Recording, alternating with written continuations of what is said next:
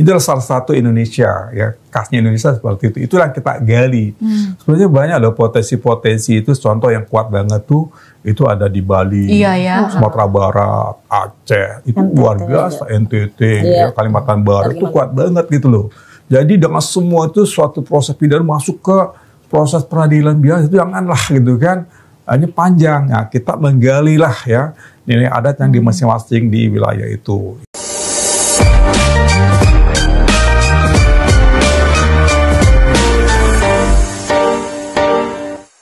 Kalau Rizky Kaba, kalau udah disampaikan tadi oleh beberapa organisasi adat Dayak, ini dapat kategori 4 pidana adat nih misalnya. Kemudian mungkin ada yang melaporkannya misalnya ke kepolisian setempat, Pak. Itu apakah akan double hukumannya? Enggak ternyata ya Bu ya. Berarti tentu yang diterapkan adalah pidana berdasarkan KUHP lebih dulu. Kalau ada delik di luar dari itu baru ya Bu ya diterapkan. Artinya kita tidak, sebenarnya pilihannya ya Pak Dahana ketika bicara itu ya kalau misalnya hukum adat, kesepakatan kan, musyawarah, mufakat, dan kemudian ada kepala adat dan kemudian pembuka adatnya ada, lalu kemudian memang sudah ditentukan si pidana adatnya itu seperti apa, dan ketika dijatuhkan ya dia menjalankan itu. Nah kemudian perlu juga dipikirkan apakah kemudian dia akan dikenakan pidana negara kalau sudah masuk dalam kategori pidana adat dan kemudian memang tidak ada di hukum positif, ya pidana adat deh yang berperan.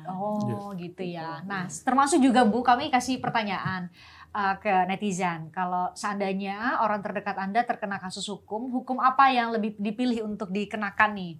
Ada 33% yang memilih untuk ya udah diterapin hukum adat aja, ada 67% hukum pidana negara atau hukum pidana positif ya. Sekarang yang akan berlaku tahun depan ya Pak ya, Undang-Undang Nomor 1 Tahun 2023 KUHP nasional, KUHP baru.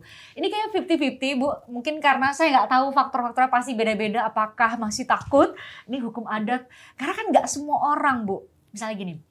Mungkin kalau di yang kental sekali, masih kental sekali adatnya dan mungkin paling banyak dibahas di berbagai media adalah Dayak dan Papua misalnya. Apakah semua orang Dayak mengerti atau mengetahui ada aturan tertentu yang berlaku di wilayah satu suku gitu kan belum tentu tuh Bu. Nah itu ada kekhawatiran seperti itu juga, gimana tuh Bu? Ya kalau bicara, ini kan bicaranya tentang masyarakat hukum adat yang punya anggota. Oke. Nah, pertanyaannya apakah yang bersangkutan menjadi salah satu anggota dari masyarakat hukum adat? Kalau iya, apa konsekuensinya? Kalau tidak, apa?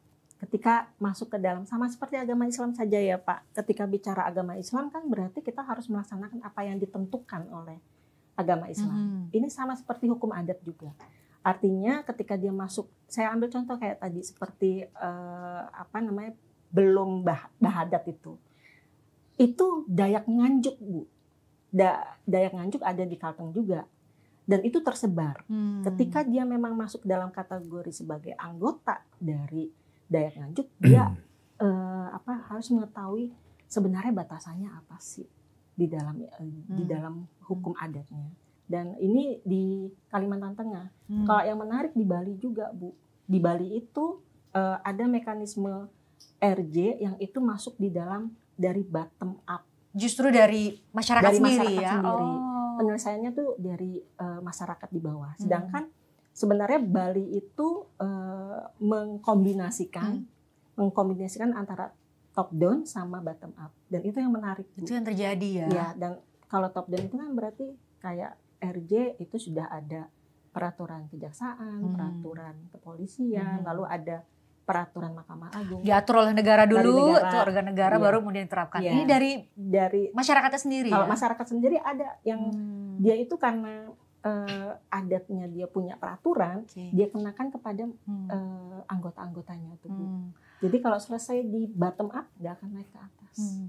Gitu. Pak Dirjen juga mungkin bisa menegaskan nih, karena Pak Dirjen yang terlibat dari termasuk lahirnya pasal 2 di KUHP nasional kita ya Pak. Berarti kalau mau dilihat dari penjelasan Ibu tadi bahwa sebenarnya hukum-hukum adat yang eksis di Indonesia itu bisa jadi justru akan tadi justru memperkuat bagaimana hukum pidana kita menjadi ultimum remedium gitu ya, nggak apa-apa semua bawa ke polisi deh, nggak apa-apa bawa ini. Itu yang sebenarnya diharapkan Pak dari adanya pasal 2 KUHP ini Pak? Iya, itulah local wisdom kita ya. Jadi kalau kita lihat sejatinya local wisdom Indonesia itu saling maaf, gotong royong. Itu yang kita coba menggali kembali. Nah, dalam konteks seperti ini maka di KUHP ini merespon terhadap berbagai perkembangan masyarakat adat sendiri kan. Dan itu pun juga tadi saya sampaikan ada kriterianya seperti itu. Dan kedua adalah itu sampai sekarang pun juga belum bisa dilaksanakan. Kenapa? Nunggu peraturan pemerintah. Pemerintah, nah itu nanti akan sebagai pedoman bagi daerah untuk menyusun peraturan daerah. Jadi sekarang ini nggak bisa dilaksanakan terkait ke masyarakat adat ya, pidana adat ya, sesuai KUHP nggak bisa. Walaupun norma sudah ada, tapi mereka perlu ada suatu instrumennya, yaitu pemerintah. Pemerintah pun dijabarkan dalam peraturan daerah, jadi masih perlu berproses seperti itu. Jadi hemat kami adalah bahwa memang sekali sudah ada suatu kajian penelitian di berbagai wilayah yang kiranya kalau ada satu living law itu akan menjadi suatu kriteria, suatu pendalaman untuk kita usulkan dalam bentuk peraturan daerah. Nanti ke kami juga tuh Bu, ke Kementerian Hukum kan. Kami lihat apakah yang diusulkan di suatu wilayah, contoh tadi ya, di Kalimantan Barat atau Kalimantan Tengah gitu, atau Sumatera Barat atau daerah lain, apakah yang diusulkan ini sesuai nggak dengan KUHP tadi. Kami cek apakah sudah diatur belum di KUHP. Kalau ada, ya nggak bisa. Tidak perlu lagi. Kedua adalah bahwa ini kualifikasi ringan Bu, gitu loh. Ringan. Tadi saya sampaikan bahwa kalau denda aja 10 juta, ya kan? Kalau 6 bulan aja, pidana 6 bulan ya, itu relatif masih rendah gitu loh. Apalagi semangat KUHP kita kan semangatnya adalah ya restoratif justice ya. Dari ultimum remedium, itu spiritnya seperti itu. Nah, ini menjadi suatu PR bagi kita untuk mendalami, menginformasikan kepada wilayah-wilayah tertentu untuk mengkaji apakah masih memiliki suatu ya living law di masing-masing wilayah. Itu yang menjadi tantangan kami ke depan. Ya. Jadi harapannya berarti kan hukum-hukum adat yang ada kan akan di legal formalkan di dalam bentuk peraturan daerah, begitu ya? Betul. Peraturan daerah yang prosesnya saat ini sudah baru akan dimulai dan menunggu peraturan pemerintah ya Pak ya? dulu, peraturan pemerintah ada, gitu ya. Berarti saat ini eksistensi ini dengan adanya pasal 2 itu berarti kan negara istilah yang paling tepat negara mengakui mempertahankan eksistensi dari nilai-nilai yang hidup, nilai-nilai hukum yang hidup, karena saya pernah penelitian ke salah satu masyarakat adat di Garut Pak gitu ya, kayaknya lebih kuat aturan adat di sana, tidak membuang sampah, bersih sekali Pak, salah satu masyarakat di sana, di salah satu kelompok masyarakat adat di sana bersih sekali, karena katanya istilahnya kalau di Sunda itu pamali atau jenis istilah lain yang digunakan, jadi dia lebih rajin, lebih takut buang sampah ketimbang mungkin di daerah lain Pak dengan adanya hukum adat. Ini sebenarnya mungkin Bapak bisa memberikan penegasan nih supaya jadi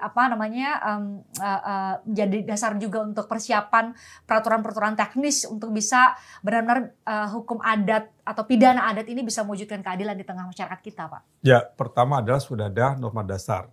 Norma dasar itu sudah tercantum dalam KUHP pasal 2. Oke. Pasal 2 itu memberikan satu penegasian dalam pelaksanaan itu dalam peraturan pemerintah. Peraturan pemerintah itu sebagai pelaksanaan pelaksanaan living law tadi. Nah, di PP itu akan mengatur terkait ya tata cara penyusunan peraturan daerah. Kenapa? Karena terkait living law itu akan diikat dalam satu instrumen hukum, yaitu peraturan daerah. Ya. Nah, dalam peraturan daerah itu nanti akan ada suatu kajian penelitian dan juga ada klarifikasi kepada Kementerian Hukum apakah memang materi muatan dalam satu raperda itu sesuai nggak dengan living law yang tercantum di KUHP semangatnya. Nah, kami nanti ada pedomannya itu Bu. Nah, itu yang Bapak sebutin tadi syaratnya itu ya, sesuai dengan nilai-nilai Pancasila gitu ya. Iya. Contoh misalkan ada suatu living law di suatu tempat, misalkan membunuh gitu kan, itu nggak bisa, udah KUHP sudah ada.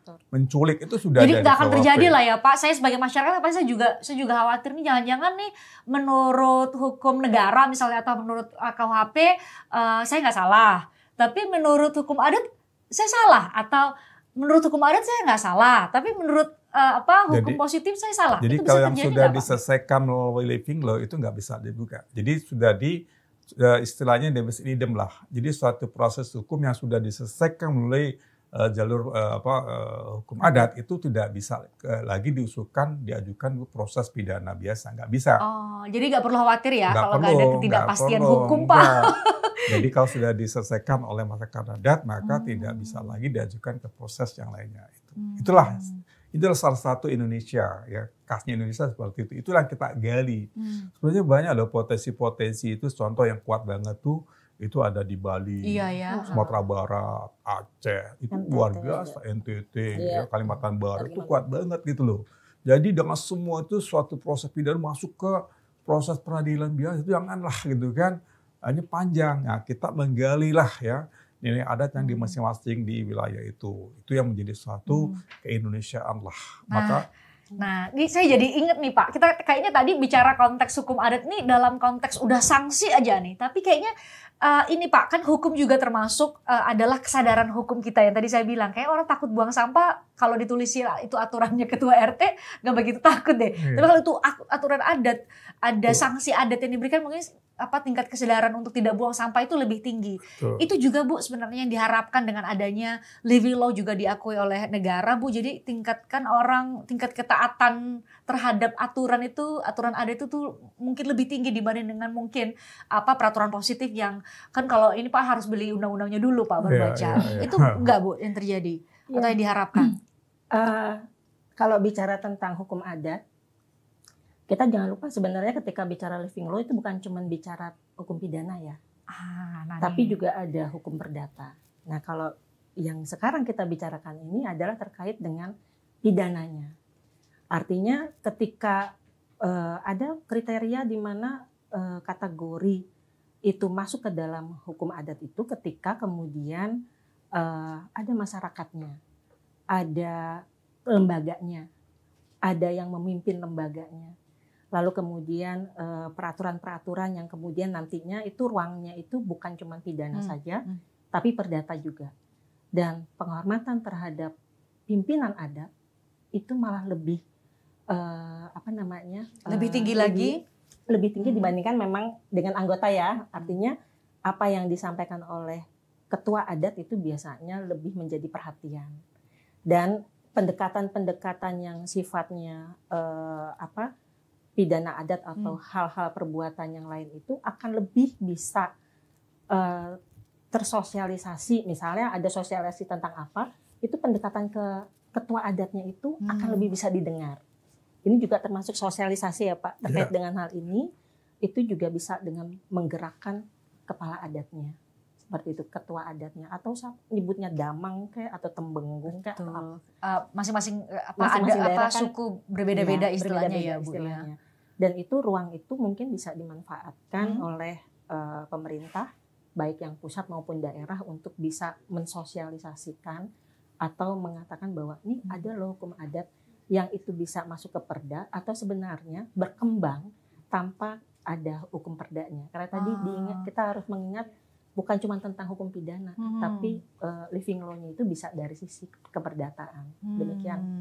Gitu ya. Jadi sebenarnya cakupannya sangat luas, tapi karena konteks yang kita bahas hari ini adalah living law dalam KUHP nasional kita yang akan efektif berlaku per 2 Januari 2026. Sebentar lagi 2 Januari 2026. Terus adalah yang trending atau muncullah TikTokers ini ya, TikTokers Rizky Kaba tadi Pak. Jadi memunculkan pertanyaan tadi karena ada lembaga adat di Dayak yang memberikan statement itu Pak. Jadi banyak mempertanyakan ini kalau udah dihukum sama lembaga adatnya bakal dihukum lagi nggak ya sama negara? Kalau dalam konteks itu pertanyaannya akan mungkin nggak Pak? Kalau misalnya ada yang laporin Rizkynya ke polisi pencemaran nama baik suku adat. Suku Dayak. Ya, nanti kan ada proses penetapan ya. Jadi suatu kesepakatan yang dilakukan oleh para pihak itu akan menjadi suatu penetapan pengadilan. Nah, dengan penetapan itu bahwa tidak bisa lagi suatu peristiwa hukum yang sudah diselesaikan oleh masyarakat itu diajukan pada proses peradilan formal. Itu nggak bisa udah close dia. Ini yang tadi jadi menjawab kekhawatiran saya ya, Betul, jangan sampai nih satu betul. orang bisa disanksi oleh 2 jenis pidana tadi, gitu ya, Betul, pidana betul. adat dan juga pidana berdasar KUHP itu. Iya. Nggak akan terjadi ya Pak? Iya. Karena pasti pertanyaan semua orang tuh Betul, begitu betul. Pak. Iya. Ya, karena jangan sampai nih menurut KUHP enggak, tapi ternyata adat masih Pak. Itu Iya. akan diatur secara jelas di Jelas. peraturan daerah Di masing-masing. pertama di PP sudah dijelaskan bahwa suatu perkara hukum pidana adat yang sudah diselesaikan sepakati itu maka tidak boleh lagi dibawa ke proses peradilan. Karena itu kan ada proses penetapan nanti oleh pengadilan kan. Nah, tadi yang terpenting adalah ada suatu kriteria tadi. Kriteria itu dikunci itu, ya kan? Tindakan melawan hukum adat, ya. Kedua ada tidak diatur dalam KUHP, ya kan? Berlaku di masyarakat adat itu sendiri, itu ada kriterianya. Jadi suatu peristiwa hukum adat itu dua tetap nggak bisa ditarik ke wilayah, nggak bisa. Dia hanya berlaku pada wilayah itu sendiri. Gitu. Pak Titi, Pak saya jadi baru ingat nih, gara-gara kasus yang kita angkat hari ini, kasusnya TikTokers ya Pak. Ini jangan-jangan misalnya Pak nih, mumpung lagi proses drafting ya peraturan pelaksananya nih. Mungkin Ibu juga bisa kasih tanggapan. Kalau misalnya ada TikTokers atau influencer di daerah mana tuh Pak ya? Karena kita kan sekarang nih di daerah media sosial ya, di wilayah dunia maya ya Pak. Tidak ada sekat wilayah nih Pak. Dia melakukan tindak pidana adat, pencemaran nama baik misalnya, atau mungkin melanggar aturan adat di wilayah tertentu, tapi dia nggak ada di wilayah itu. Nggak bisa kan Pak diproses? Karena dia pemanfaatan IT, maka dia masuk di situ. Undang-undang ITE. Masuk. Iya. Jadi sebenarnya sebisa mungkin saat ini tidak ada celah hukum yang bisa dimanfaatkan oleh mereka yang punya niat buruk ya Pak. Itu intinya. Bu, terakhir mungkin Ibu bisa memberikan penegasan Bu terkait dengan adanya living law, kita spesifik living law pidana adat di KUHP nasional. Pemahaman Bu terhadap living law-nya sendiri itu kan harus terus digerakkan. Karena namanya living law, ada itu yang kemudian bisa ada yang mati Bu. Living law-nya itu mati. Maksudnya tidak berlaku lagi, tidak eksis lagi ya? Tidak eksis lagi. Dan kalau misalnya pun ini kan sasarannya itu, kalau bicara living law itu kan bagaimana memulihkan kembali kepada situasi yang awal. Bagaimana restoratif justice dalam tanda kutip di tataran masyarakat hukum adat itu dijalankan. Kalau bisa diselesaikan secara mandiri oleh masyarakat itu akan lebih baik. Tapi dengan catatan memperhatikan apa yang akan dituangkan di PP. Sesuai kriteria tadi yang dijelaskan oleh Pak Dirjen ya. Benar, dan itu saya pikir ini jadi satu integral hukum ya. Artinya bukan cuma dari top down-nya, tapi bottom up-nya itu ternyata dikukuhkan. Sehingga apapun yang terjadi di sisi lapangan, itu mereka bisa membuat suasananya itu menjadi damai seperti itu, nyaman, dan kemudian terselesaikan apa yang menjadi persoalan di tataran mereka. Jadi tidak bisa dibentur-benturkan antara hukum adat dan dengan hukum nasional gitu, hukum positif ya Bu. Itu seharusnya tidak terjadi. Tidak terjadi. Oke. Makasih Bu, terima kasih juga Pak Dirjen sudah menerangkan mengenai, mungkin udah mulai khawatir-khawatir karena mungkin kalau udah baca-baca KUHP yang baru nih ada pasal 2 nih living law nih, hukum adat nih. Gimana ya hubungannya dengan hukum positif termasuk hukum pidana atau KUHP baru yang akan diberlakukan. Ternyata Pak Dirjen tadi udah bilang sudah ada peraturan pemerintah yang tengah di drafting ya saat ini ya betul. Pak, dan mungkin sesegera mungkin kita juga dorong pemerintah daerah untuk segera bisa menerbitkan peraturan daerah supaya makin ada kepastian hukum. Jadi pertanyaan yang kayak saya ini udah gak muncul lagi Pak ya, harapannya gitu. Mudah-mudahan. Iya, makasih Pak Dirjen, makasih Ibu ya. Terima kasih. Saya juga mengucapkan terima kasih buat Anda yang sudah nonton. Nanti kita ketemu lagi di WhatsApp episode berikutnya. Sampai jumpa.